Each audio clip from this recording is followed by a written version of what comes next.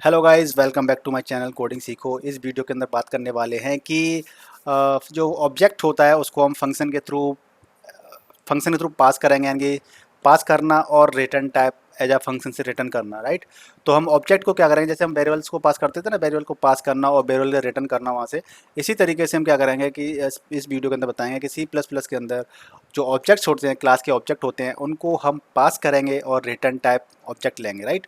तो सबसे पहले हम स्क्रीन पे चलते हैं और एक छोटा सा प्रोग्राम बना लेते हैं। तो उसके लिए सबसे पहले तो एक include IO stream and using namespace,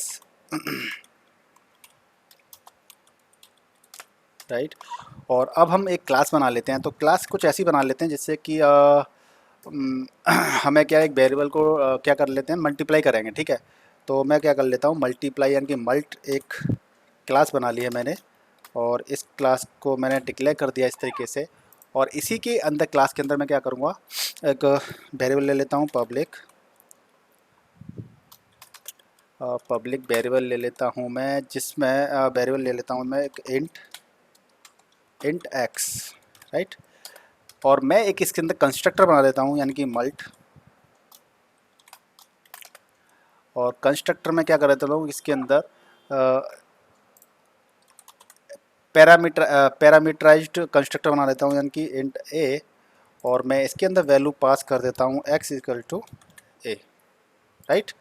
तो इस तरीके से आप देख सकते हैं कि मैंने एक वेरिएबल ले लिया है, एक्स ले लिया है, और मल्ट मेरे लिए क्लास है, तो मल्ट नाम से ही मैंने एक कंस्ट्रक्टर बना दिया, पैरामीटराइज्ड कंस्ट्रक्टर, जिसके अंदर इंट ए वैल्यू आएगी। ए वैल्यू को मैंने इनिशियलाइज कर दिया है एक्स के अंदर, और एक्स आपका क्या है, पब्लिक टाइप एक वेरिएबल है, इंटीजर टाइप का।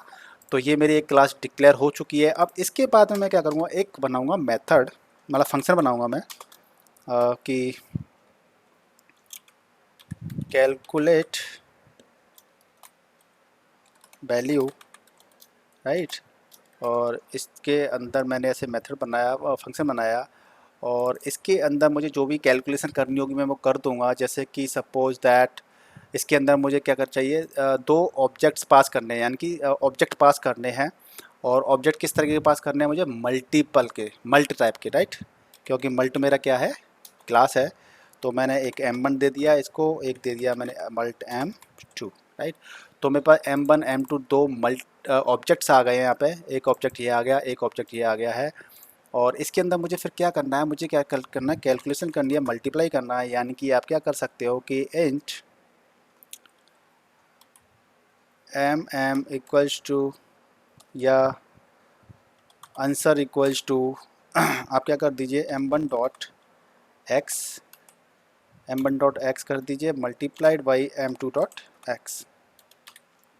अभी आपको मैं डिटेल में और समझा दूंगा इसमें क्या हो रहा है, ठीक है। तो टेंशन लेने की ज़रूरत नहीं है। और आप इसके अंदर फिर आप वैल्यू को क्या कर दीजिए, एंटर कर दीजिए कि मल्टीप्लाई इज़, या आंसर जो भी है आपका। और यहाँ पे आपने क्या कर दिया, उसके आंसर की वैल्यू को क्या कर दिया, आपने डिस्प्ले कर दिया आपने यहाँ पर। और ये आपका क्या हो गया, एक मैं आपने एक फंक्शन डिक्लेयर कर दिया। इसके बाद में हम क्या करेंगे, एक इंट मैन फंक्शन ले लेंगे, इंट मैन फंक्शन कर्ली। और इसके अंदर आप क्या करोगे कि आपने क्या किया था कि आपने एक मल्टीपल एक क्लास बनाई थी मल्ट नाम की। और इसके अंदर हमें क्या है, एक मेथड बनाया, इसके अंदर हमने एक फंक्शन बनाया, जिसके अंदर हम पैरामीटर पास क्या कर रहे थे, हम लोग ये पास कर रहे थे, राइट। ऑब्जेक्ट पास कर रहे थे। तो उसको ऑब्जेक्ट को पास करने के लिए हम क्या करेंगे कि हम इसके अंदर दो ऑब्जेक्ट बना लेंगे मल्ट के। तो मल्ट के दो ऑब्जेक्ट बनाएंगे, यानी कि MM1। और चूंकि एक कंस्ट्रक्टर है, राइट, तो उसमें वैल्यू पास कर देंगे। आप देख सकते हैं यहाँ पे इंट ए था, मल्ट इंट ए, यानी कि पैरामीटराइज्ड कंस्ट्रक्टर है। तो मैं इसके अंदर MM के अंदर मैं वैल्यू पास कर दी, जैसे कि 4 पास कर दिया। तो मैंने एक ऑब्जेक्ट ये बना लिया, कॉमा एक आपने ये बना लिया, और इसके अंदर ही मैंने वैल्यू पास कर दी 5। तो आप देख सकते हैं कि मैंने दो वेरिएबल, दो ऑब्जेक्ट डिक्लेयर कर दिए हैं। और पैरामीटराइज्ड कंस्ट्रक्टर है, तो पहले 4 वैल्यू पास कर दी, फिर 5 पास कर दी। तो इस तरीके से मेरे पास दो ऑब्जेक्ट बन गए, MM1 के और MM2 के। अब मुझे क्या करूँगा मैं कि जो मेरा ये मेथड था, मैं इस फंक्शन था, इसको मैं कॉल करूँगा इसके अंदर यहाँ पर। और कॉल करूँगा तो मैं यहाँ पे क्या पास कर दूँगा, ऑब्जेक्ट्स पास कर दूँगा, यानी कि MM1 MM2, लाइन को ब्रेक कर दूँगा मैं इस तरीके से। तो अब देख सकते हैं कि मैंने क्या किया, ऑब्जेक्ट पास कर दिया यहाँ से। अभी एक बार आपको प्रॉपर पूरा समझा दूंगा ढंग से। रिटर्न 0। अब देखिए, पहले एक बार कॉल एग्जीक्यूट कर दूँ, एग्जीक्यूट कर देता हूँ, फिर आपको पूरा समझाता हूँ ढंग से प्रॉपर तरीके से। तो आप देख सकते हैं कि मल्टीप्लाई इज़ 20, यानी कि 20 कैसे आया, यानी कि 4 इंटू 5 यानी 20 आ गया। अब देखिए इसमें प्रोग्राम में हो क्या रहा है, आप स्क्रीन पर देख रहे हो। सबसे पहले तो मैंने एक क्लास बनाई मल्ट नाम की, ठीक है, मल्ट नेम की क्लास बना दी, और उसी का एक कंस्ट्रक्टर बना दिया, पैरामीटराइज्ड कंस्ट्रक्टर बना दिया। तो अब देख सकते हैं कि मैंने जो एक्स वेरिएबल लिया था वो लिया था पब्लिक। तो पब्लिक में मैंने एक्स ले लिया, एक वेरिएबल ले लिया एक्स, और इसके अंदर कंस्ट्रक्टर बना दिया मल्ट, यानी कि जो क्लास नेम होता है वही कंस्ट्रक्टर नेम होता है। और इसके अंदर वेरिएबल मैंने पास कर दिया, एक ए वेरिएबल पास कर दिया, एक एक ए वेरिएबल ले लिया मैंने इंटीजर टाइप का, और जिसके अंदर मैंने एक्स यानी कि एक्स इक्वल टू ए, यानी जब भी कंस्ट्रक्टर कॉल होगा, ऑब्जेक्ट बनाएंगे आप, तो उसे वैल्यू पास की जाएगी, तो एक ही वैल्यू क्या असाइन हो जाएगी एक्स के अंदर, यानी कि एक्स के अंदर यहाँ पे वैल्यू आ जाएगी, राइट। तो इस तरीके से आपने क्या किया, क्लास का एक ये फंडा हो गया, ठीक है। इसके बाद आपने क्या किया, एक फंक्शन बनाया वॉइड, जिसका रिटर्न टाइप है। आपने फंक्शन बनाया कि कैलकुलेट वैल्यू, कैलकुलेट वैल्यू या आपका जो भी करना है, मल्टीप्लाई करना है, जो भी कुछ करना है आपका नाम दे दीजिए। तो आपने यहाँ पे क्या किया, आपने यहाँ पे दो, आपको क्या है यहाँ पे दो ऑब्जेक्ट भेजे जाएंगे, यानी कि मैंने आपको दो ऑब्जेक्ट भेजे यहाँ से मेन फंक्शन से। देखिए मैंने अब तक दो ऑब्जेक्ट बना लिए, मल्ट यानी क्लास क्या थी मेरी, मल्ट थी। तो मैंने इस क्लास का ऑब्जेक्ट बनाया, एक बनाया ऑब्जेक्ट mm1, जिसके अंदर 4 पास कर दिया, 4 पास कर दिया तो कंस्ट्रक्टर में यहाँ पे 4 आ गया, तो x में क्या हो गया, 4 आ गया। तो इस पूरे के अंदर एक वैल्यू, एक ऑब्जेक्ट बन गया जिसके अंदर x की वैल्यू क्या है, 4। तो एक तो आपका ये ऑब्जेक्ट बन गया। दूसरा मैंने ऑब्जेक्ट बना लिया mm2, जिसके अंदर 5 है, यानी कि इसके अंदर 5 वैल्यू आ गई है x के अंदर, यानी कि ऑब्जेक्ट बन गया, उसके अंदर वैल्यूज़ भी हैं, ठीक है। तो इस तरीके से आपके दो ऑब्जेक्ट बन गए, एक mm1 और एक mm2। तो आपने कैलकुलेट वैल्यू को कॉल किया फंक्शन को, जिसके अंदर ऑब्जेक्ट पास कर दिए, राइट, mm1 और mm2। तो जब हम ऑब्जेक्ट पास करेंगे तो दूसरी जगह पे जो फंक्शन की जो डेफिनेशन होती है वहाँ पे ऑब्जेक्ट ही तो उसको कैच करेगा ना। तो आपने क्या किया, यहाँ पे मल्ट यानी क्लास थी, तो क्लास का ऑब्जेक्ट बना लेके क्या कर दिया आपने, आपने बना दिया मल्ट m1, यानी कि m1 और m2 आपने क्या बना दिया, एक ऑब्जेक्ट बना दिए। तो उन m1 के अंदर mm1 की वैल्यू आ गई, और mm2 की ऑब्जेक्ट की वैल्यू आपकी आ गई m2 के अंदर, राइट। तो आपने फिर क्या किया कि आपने एक वेरिएबल ले लिया, और आपने आंसर जो करेक्ट था वेरिएबल, मतलब आपको जो मल्टीप्लाई करना था वो आपने कर लिया, यानी कि m1 डॉट एक्स, यानी कि जो ऑब्जेक्ट mm1 था वो वैल्यू इसके अंदर आ गई, ऑब्जेक्ट आ गया। तो m1 के अंदर जो x की वैल्यू थी वो dot multiply m2 dot x, यानी कि दोनों ऑब्जेक्ट की वैल्यू जो जो थी वो आपकी मल्टीप्लाई हो गई, और आपका आंसर क्या आ गया, see out multiply is answer, right.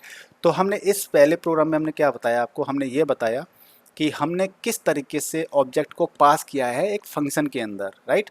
एक फंक्शन के अंदर हमने ऑब्जेक्ट को पास किया है। अब हम दूसरा प्रोग्राम बनाएंगे जिसमें क्या करेंगे कि हम ऑब्जेक्ट को रिटर्न करेंगे और फिर कैलकुलेशन वगैरह करेंगे, राइट। तो इसको तो हमने ऑब्जेक्ट को पास किया है। अब क्या करेंगे, हम ऑब्जेक्ट को रिटर्न करेंगे, यानी रिटर्न टाइप क्या रहेगा हमारा, ऑब्जेक्ट रहेगा। अब गाइस क्या करते हैं कि हम इसी प्रोग्राम के अंदर ऑब्जेक्ट को रिटर्न करते हैं, ठीक है। तो ऑब्जेक्ट को रिटर्न करते हैं तो क्या करना होगा कि सपोज दैट हमारा ये बॉयड है, इस ये जो फंक्शन है हमारा ये बॉयड, यानी कोई भी रिटर्न नहीं कर रहा है, तो हम इसी में ऑब्जेक्ट को रिटर्न कर देते हैं। तो हमें ऑब्जेक्ट किस टाइप का रिटर्न करना पड़ेगा, मल्टीपल टाइप का, यानी कि मल्ट टाइप का। तो मैं यहाँ पे क्या कर देता हूँ, मल्ट। तो यहाँ पे जो बॉयड था मैंने मल्ट रिटर्न कर दिया। तो इस जो फंक्शन से रिटर्न क्या होगा, मल्ट ही रिटर्न होगा, राइट। तो मल्ट रिटर्न होगा, तो उसको हम यहाँ पे जो डिस्प्ले कर रहे थे ये हटा देते हैं, और हम जो यहाँ पे कैलकुलेशन कर रहे थे वो कैलकुलेशन क्या करते हैं कि हम m1 डॉट एक्स के अंदर स्टोर कर देते हैं वैल्यू को, यानी कि m1 dot x. m1 dot x के अंदर आपने क्या किया, m1 dot x multiplied by m2 dot x, यानी कि इन दोनों का मल्टीप्लाई आपने m1 डॉट एक्स के अंदर डाल दिया, राइट। अब हम क्या कर लेते हैं, यहाँ से इसको रिटर्न कर देते हैं m1 रिटर्न कर देते हैं, ठीक है। अब मैं m1 रिटर्न कर रहा हूँ, आप समझ सकते हैं ना, समझ क्या कर रहा हूँ मैं। मेरे पास दो ऑब्जेक्ट थे, m1 और m2 दो ऑब्जेक्ट थे। उनमें से एक ऑब्जेक्ट के अंदर मैंने क्या किया है, दोनों का मल्टीप्लाई करके मैंने स्टोर कर लिया है एक ऑब्जेक्ट के अंदर, यानी कि जो था m1।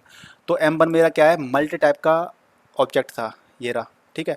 तो मैंने मल्टी टाइप का यहाँ रिटर्न टाइप कर दिया, तो मैंने रिटर्न क्या कर दिया, m1, यानी कि जो आपने डिक्लेयर किया है मल्टी टाइप का उसी टाइप का आप क्या करते हैं, रिटर्न करते हैं। तो मैंने यहाँ से रिटर्न कर दिया।